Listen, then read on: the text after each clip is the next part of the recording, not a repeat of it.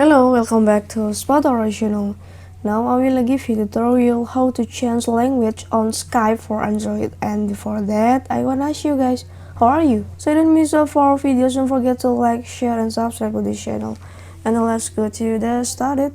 The first thing you must do is you can go to the Skype application that you have been to install it before. And don't forget to get for the latest version to the Skype. Tap on for the Skype. And after that you can go to the symbol for the appearing, and let's go to the settings. Okay, for the next step too, you can go to the general, and there is a have option for you. The first one is the language, and let's tap on for the language and set your language that you want to apply for your account. And if you don't to tap for the language that you want to be applied, you can tap apply in the upper of the right corner. And now your language in your Skype is changed for you.